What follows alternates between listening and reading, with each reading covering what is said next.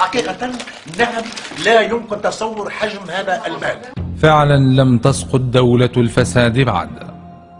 اليوم 7 من أبريل، بعد عام ويزيد من الثورة، لم نعرف بعد مصير 7000 مليار لهف في رمشة عين 100 ذئب. 7000 مليار محتها طلاصة الفساد من دفاتر البنوك. 7 مليار لهفت من مالنا.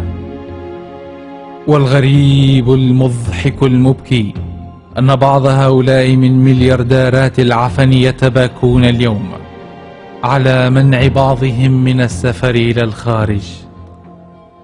رضعوا طيلة 23 عاما حليب الفساد وتعشعشوا في مراعي الفساد.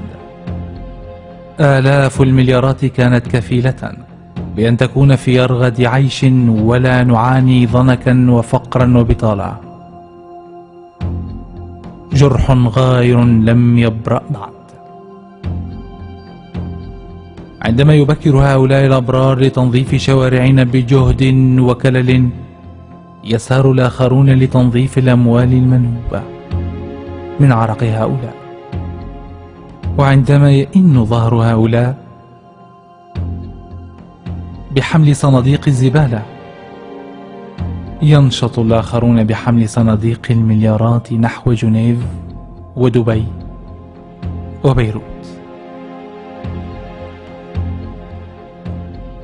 وعندما يمسح هؤلاء غبارنا، يحول الآخرون أموالنا غبارا.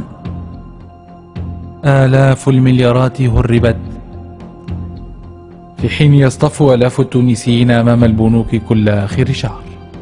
صبوا ولا ما صبوش؟ سؤال العادة.